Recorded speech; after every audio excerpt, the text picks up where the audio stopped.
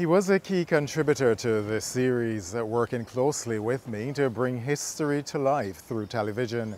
His passion and presence on my community over the last 5 years have enriched our understanding of Barbados and its people. His impact was not only felt through his meticulous research, but also through his extraordinary and engaging style of teaching, which left a lasting imprint on the minds and hearts of his many students. A number of those students joins us now to share their reflections on his influence and that invaluable lesson which he imparted. Everywhere I go, people want to know our happy soul, why Barbados come from, why Barbados come from. Welcome to this special episode of My Community, where we celebrate the life, the work and enduring legacy of the people's historian. Trevor Marshall was more than a scholar. He was a storyteller, a guide and a champion of our collective memory. His footsteps have traversed nearly every Barbadian community, uncovering and preserving the stories that shaped our identity. This evening we honor Trevor Marshall's legacy by hearing from those who knew him best, his former students, who carry forward his spirit of curiosity, dedication, and love for history. Dr. Henderson Carter Lee's part one of our tribute to the people's historian. I attended the college in 1981, and I met Trevor in 1981 as a young 17-year-old student doing history and geography and political science. And I thought I knew history. I thought I knew Barbadian history. I thought I knew West Indian history. I thought I knew apprenticeship. But when I did that 2-year course with Trevor Marshall, and Trevor Marshall teaching West Indian history, then I realized that I had so much to learn. So much to learn. And Trevor was really in his element, teaching apprenticeship, teaching the Emancipation Act, education, Negro Education Grant, religion, the peasantry, Crown Colony system of government, the Morant Bay Rebellion. All of these things Trevor brought to us. I first met Mr. Marshall when I came to the BCC as a student. This was 1990 to 1992. So I had applied to do history, sociology, and French. And when he saw me in his class, he was delighted, absolutely delighted. You know, you could see the wheels going around in his head. And he was like, you know, he's so interested in finding out things about the Indian culture, because that was a time when even Indian boys didn't used to enter tertiary level, and furthermore not to do like liberal arts type subjects. History was one of my A-levels. I think my first year was doing English history, which I held on to, tutors and stewards, for dear life to make sure I passed it. But then I went into Trevor Marshall's class for West Indian history, and wow, the interest I had was, it was like sprinkled with lots of oil and you threw fire on it. He made us feel like a family. He brought us into the fold of BCC as history students. And but on the social level, Trevor was very interested in that aspect of student life as well. So every year, the second-year students would have to host a lunchtime party for the incoming students. He made sure that if you were, for example, in second year, you had to bring some sort of an item, and he would have a welcoming ceremony for the new set of history students. So the second years would have, you'd bring some sort of sandwich, would bring drink, and he'd open up the two rooms. So there were two history rooms that we utilized. Currently, they're actually student affairs in the registrar's office, but those two rooms, they had a sliding separation and partition. He would open it up and he'd place chairs around the outskirts of the room, and we would meet first years and second years, and we would break bread and we would drink and we would essentially get to know each other. So he built the community, I would say, in community college in terms of the students of history. It became almost their responsibility to see after the incoming new students. It was like a kumbaya experience where we were all holding hands and we were looking around like, is this what I really came here for? But it was a bonding moment. All of the moments in history, whether you question them or not, created a bond of unity. I am still friends with most of my classmates. Mr. Marshall was not just a teacher for the liberal arts students. He was a mentor. And for me, because I was coming from a completely different background, very sheltered, not aware of a lot of things, and he opened my eyes and he gave me a level of confidence to stand there in a classroom and discuss, express my opinions, because I would do that even though I wasn't a history student. And I was able to do it in my sociology classes as well. You could come to him as the most humble, meek student. You left as an intellect who was willing to disturb, who was willing to voice your own opinions, to be yourself. From the 1980s right up until he retired, Trevor trained a generation of historians. Many people came passed through his hands. And when we came here to this campus, we had so much confidence that we thought we could do anything and that we could excel on this campus. And we did excel.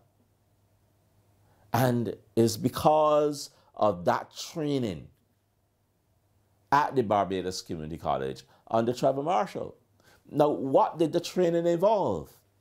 First of all, it was Trevor who exposed us to the archives, the Department of Archives.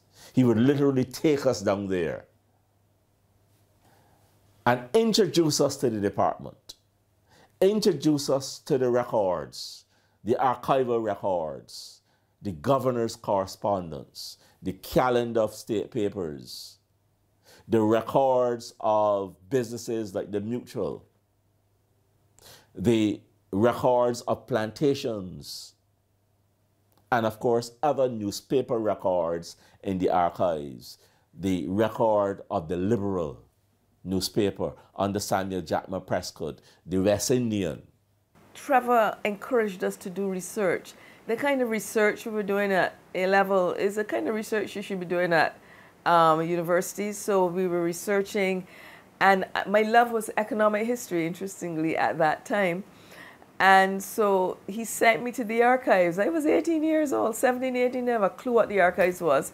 And they weren't thinking, they gave me the original blue books from 1838. I remember turning the pages and they just disintegrated as I turned.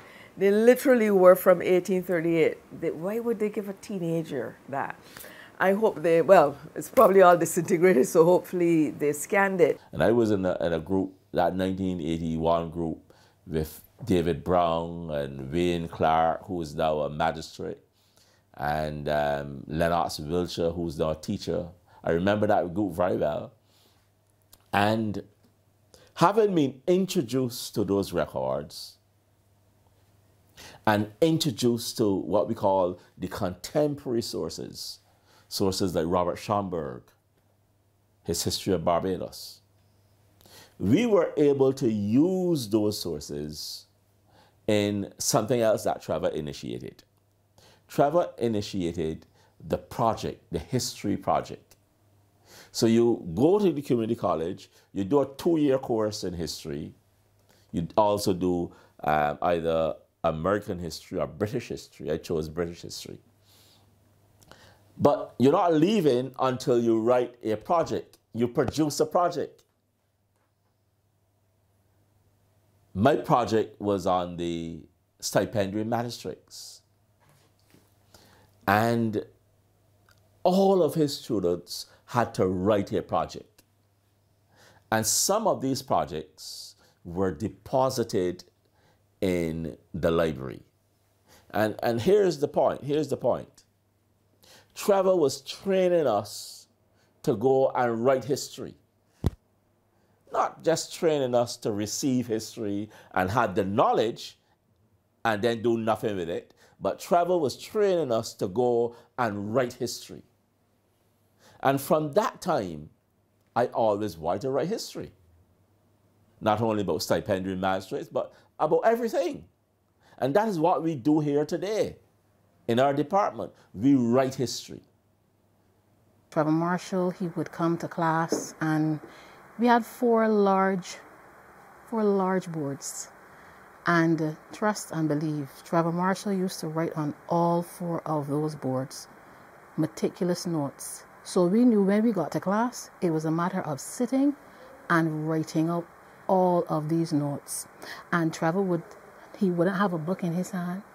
He would have, at that time, his chalk, and he would write, and he would be talking and writing everything from his brain, not a book in sight. And he wrote, and he spoke, and he talked, and we had to make sure that we did the best that we could in terms of getting those notes down. Because once the fourth board was completed, that first board was going to be erased. So we lived in a time, and there was no technology in terms of taking a cell phone out and taking a picture of a note. So we had to make sure that we had our books ready, our pens, and whatever we had to write with ready, and take those notes down. Trevor, as I said, in terms of the lecturer, the tutor, meticulous.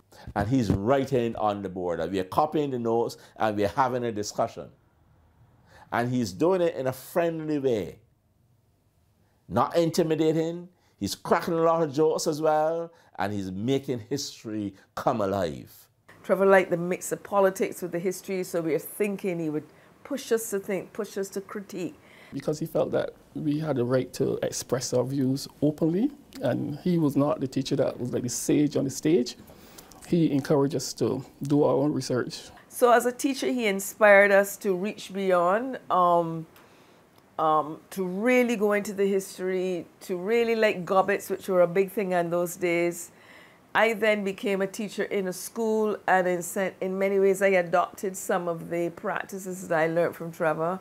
Trevor's influence on the research, on debate. We would always have a debate on a Friday afternoon. He allowed you that experience, that space where you could really and truly grow intellectually, yeah?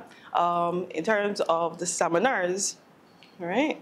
Because what I really think, needs to be said about Mr. Marshall and his teaching style is that even though you as a student, you had a level of autonomy, freedom to say and to do, there was still a standard, a very, very high standard that had to be met, yes, in order to actually get an A or a B in his class. Being a creative, Trevor's classes would not always follow the model of the traditional classroom that was quiet and you know, orderly. Because Trevor was such a creative, he sought to infuse excitement and enthusiasm and deep interest in his students, and he achieved that. Trevor loved Redemption Song. That was actually our song from Muscovado, and that was something that, you know, we had to sing. And for me, leaving the foundation school, I was actually always a lover of history. I did exceptionally well when I did my CXC in it, and for me it was a natural progression to come to BCC and further my studies in history. So you have a situation where, you know, you hear about colonialism, you hear about, you know, slavery rebellions and stuff, and then you have a tutor who is bringing all of this information alive. He's using the creative arts. He's playing the song on the desk, you know, and he is making history come alive. And for me, it really was that out of the box, to me teaching, that really taught me to appreciate. And I try as best as possible. I can only try to emulate within my own instruction what he would have done for me. In terms of academics, that was never omitted. It was always there, despite the fun. Trevor introduces the students to history as an academic discipline. So his second-year students would always be made to present seminar papers. And these seminar papers had to be researched, well-researched, where students were asked to examine current texts in Caribbean history, journals, and so on, to do their research and to make a presentation to the rest of the class. Have it typed out. Yes, typed out, printed, copied, and distributed to the class. Could you imagine that? So that you're given a topic long beforehand, and you have about 10 weeks to prepare this topic. And you know what your topic is. You do your research, and you come prepared to defend your seminar paper. I was certain, I was sure that Mr. Marshall and the other students would be unable to faze me.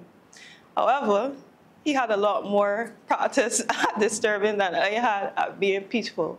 Yes?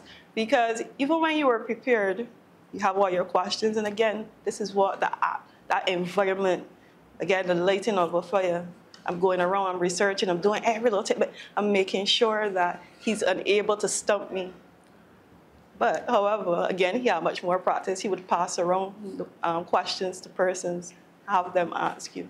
So even if you went in thinking that you would be unable to break, he found a way. I remember my seminar paper was on the Windward Islands and St. Lucia and Crown Colony government in the Windward Islands. That was my introduction to the seminar.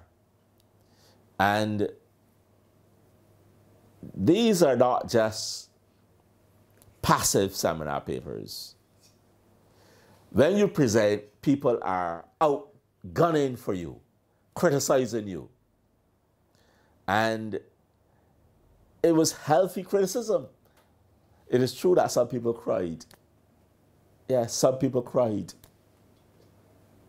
And some people, balled up people's paper and threw it in the dustbin. Yes, that happened. And some people cried. And most times, in most cases, the seminars got very boisterous.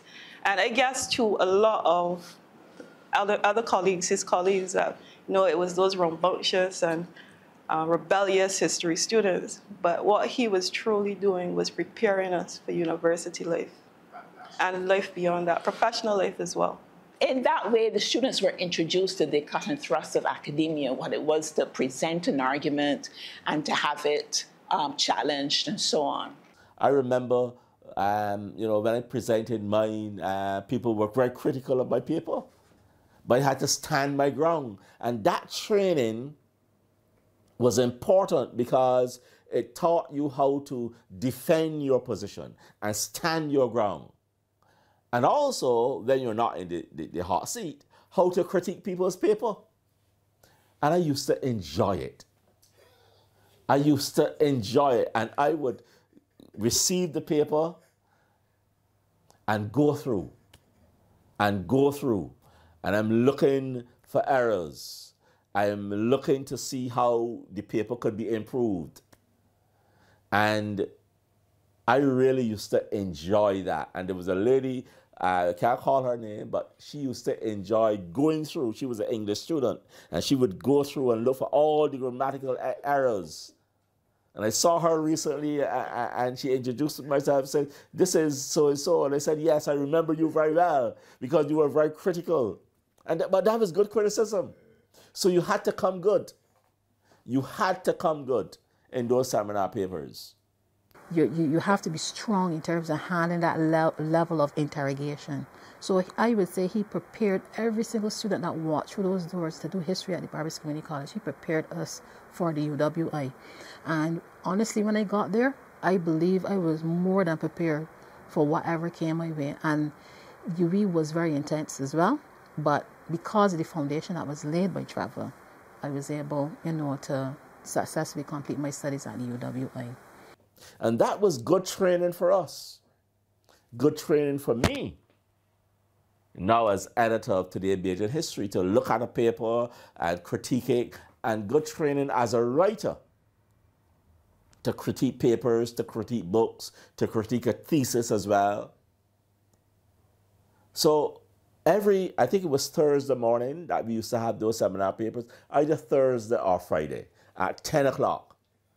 From 10 to 1, we would have real fun, and then we would retire at a shop in Keenwood Road and have a sweet drink and a Coke or something like that, and a snack, and talk about how it went in the seminar paper. I used to enjoy that, and Trevor used to enjoy it too. And he would sit there as referee to ensure that things did not get out of hand and that nobody fought. And nobody fought. One thing that really stands out for me for Trevor is the fact that as a history student, we always talk about periods of watersheds. And for me, I would say that Trevor is the watershed for who I am today. Trevor Marshall did more than teach. I will say that, and I will constantly herald him and sing his praises. He also opened up the door in terms of transforming students' lives. So he introduced to me my own personal reflection. I remember when Trevor, he asked me, he said, "Miss Hoyt, what are you doing when you leave BCC?" And to be quite honest, my plan was to come to BCC, and when I left here, I was going to go and look for a job. And I said, well, I got to go look for a job. And he says, why aren't you going to university? And I told him, in my ignorance at that time, it's too expensive. My family can't afford for me to go to UE. And he said, that's not true. And he actually said that UE is cheaper than BCC. And I was surprised at that. And I remember that evening I went home and I told my family, I said, listen, I want to go UE. And after I spoke to them about it, they said, well, apply. There was a day I was in history and Trevor Marshall brought in a series of forms. And he put a form in for everyone and told us to fill them out, fill out these forms. And I looked at them and they were for applications to UWI. And as I said, this is what made him unique and different, and he stands out. I don't know if it may be even appropriate for me to say this, but to me, he is a national hero, and we've really lost a national treasure. Trevor would sit and meticulously write out and show us how to complete the application form. And it wasn't just a matter of writing your name, your address. You had different areas of study, and he also would indicate with those areas of study the potential careers that you could go into with respect to what you wanted to study. And he wrote it out. He had it as a model, and we would sit in there, and all of us would complete our application forms and apply to UE. Now, I was going to apply to UE, but I hadn't thought about it. It's Trevor Marshall insisting that we fill out the forms. So I applied for history. I also like law, so history and law.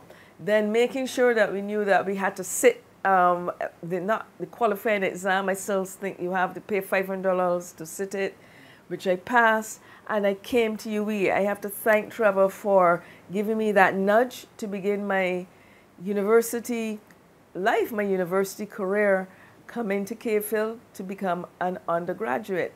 That occurred because Trevor brought the forms to us and laid them before us and said, fill them out. To show you how even more involved in our own lives in terms of beyond the halls of BCC. Trevor also would take those application forms. I remember with my application form, he gave it to his daughter at the time. And, it was a matter of that. That time was $10 to apply to go to UE. And gave her the $10, and Trevor made sure that his daughter paid the application form for us to go to UWI. And I would never forget the first day that when I came home one evening, and this is in time of slow meal, and I saw the letter that I had been accepted to go to the University of West Indies. I mean, that was something I never envisioned for myself. Not that I didn't think I may have had the ability to go to UWI, but for me it was one where I didn't thought I had the financial means to do so. And Mr. Marshall would have shown me that UWI is an option. And I am who I am today, by and large, because of Trevor Marshall opening that door and showing me and teaching me, that I can go to UWI and I can be all that I can be. Now, at the end of the 2-year associate degree program, Trevor would also host a function called the Muscovado Awards. And we saw every history student leaving that event with a handful of gifts. It always opened with the history song, quote-unquote song, which was the redemption song. As a history student, you had to learn that from week 1. The lyrics were written on the board, and you would practice it in the classroom, and he would be beating on the drum. That was one of his biggest joys, his pride. Trevor would always be seen walking around. I remember as a student, he would be asking for donations because he wanted to be able to give his students prizes. Trevor seemed to have a whole reservoir of sponsors to whom he could go every year and acquire these gifts of this eclectic set of gifts, some books, some all different kinds of things, so which he was very happy to dispense to his students, so nobody went away empty-handed. And he would be always asking someone, can they donate towards it, because he'd ask his past students. And when I too myself now became an employee at the Barbary Community College, I too was approached by Trevor to make a donation and to give back. It was about recognizing your personal as well as academic journey. So he was really intertwined. He really knew you as a student personally. And he would award all the students in the classroom, even those who were not performing well. He would make sure that they were given some form of award and appreciation. He would go to all the different entities in Barbados and, get sponsorship. And students who perform well in class, yes. Students who give trouble were given awards. Students who were very quiet were given awards. Students who were very unique in some ways, he would give them rewards. If he had Caucasians in the class, he would give them awards based on, and what he would also do is to give nicknames. And at the end of that function, again, the students and the parents would contribute, and there would be a nice evening dinner and so on. And that Muscovado ceremony, I can say there were many students who would have left BCC at that time, and some of them may not have been, in terms of history students, to their own graduation, but they made sure that they attended Muscovado. So that was like a common rites passage for those students who traveled through the halls of the history room. Evidently, historian Trevor Marshall was more than an educator. He was a visionary, a mentor, and a guardian of our history. His unique and engaging style may have set him apart, but it was his unwavering passion and determination that left an indelible mark on all who had the privilege of learning from him. The people's historian, whose work will forever stand as a testament to the power of education, the richness of our past, and the importance of preserving the stories that define us. I'm Sherwood McCaskey. The story of historian Trevor Marshall continues next week at the same time, right here on My Community.